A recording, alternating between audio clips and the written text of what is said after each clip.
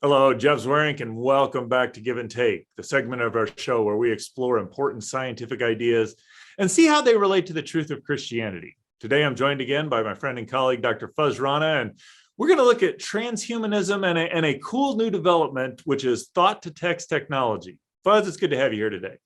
Jeff, thanks for having me. It's always fun to hang out. So I look at this technology and the idea that you can connect up something to your brain and with no movement of the person, you can get thoughts out into a text seems pretty phenomenal. So why don't you give us a little background? Can we actually do something where we're taking thoughts and putting them onto paper with no motion by the person? Well, it sounds a lot like science fiction, but the fact of the matter is this technology is an imminent reality thanks to the work of a team of researchers from Howard Hughes Medical Center. But they are working on what is known as a brain-computer interface. And this is a fairly recent development in biomedical engineering in which you can create these electronic devices that can either sit on the scalp or reside on the surface of the brain or even be embedded into different regions of the brain that serve as an interface between the brain's electrical activity and computer software, computer hardware, and again, machine hardware. And so people have explored using these brain-computer interfaces as a means by which to afford patients who are suffering from locked-in syndrome or who are amputees or quadriplegics or paraplegics to be able to, with their thoughts, control, again, computer software that allows them to communicate or can control robotic prosthetic limbs or even exoskeletons that would give movement to people that, again, are unable to move or give them access to limbs when they have lost their limbs. So the technology is still in its infancy, but it holds the promise of revolutionizing biomedicine, particularly for those groups of patients. That's pretty phenomenal. I mean, so if I get what you're saying, you basically take a bunch of electrodes, inject them or insert them into the brain, which obviously requires a lot of care. Or is it, do you actually have to inject it or insert it into the brain, or is this something where it's done external to the brain? Well, depending on the computer interface, it can be done either externally or to the extreme of actually embedding through surgical procedure the interface into the brain itself. The gold standard is for performances for those brain-computer interfaces that are implanted into the brain, because you get a cleaner signal and you get higher resolution in terms of being able to specify regions of the brain in which you're recording electrical activity. So in the study done by the Howard Hughes Medical Center, they actually implanted an array of electrodes in the motor cortex, which is the part of the brain that controls movement. So that's the way that they were able to get specificity and resolution in their brain-computer interface. Okay, so whether you're going invasively or external, effectively, it sounds like what you're doing is reading the signals going on in the brain and bypassing maybe the broken, whether you got an amputee, whether you've got just some sort of mechanical problem with the body's physical or with a person's physical problem, and being able to generate the outcome. That's basically the idea here, correct? That's right. And in some of the earlier versions and the more simplistic versions of brain-computer interfaces, the patient is learning to control electrical activity in their brain in such a way to affect the movement of a cursor on a computer screen.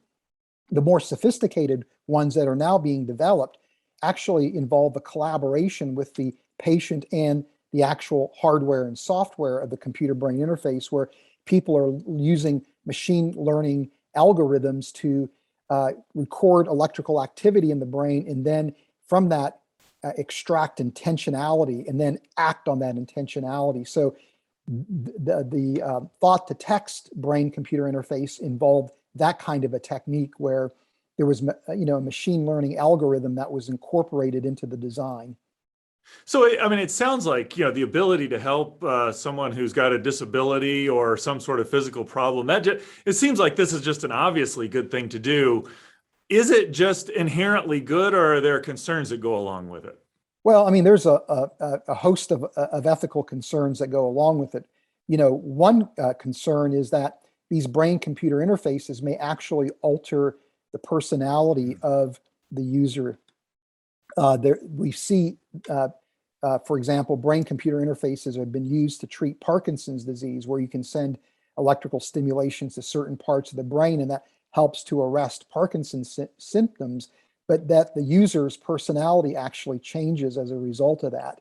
And so now it becomes a question of who is actually responsible for the action. Is it the actual user, or is it the user in combination with the interface?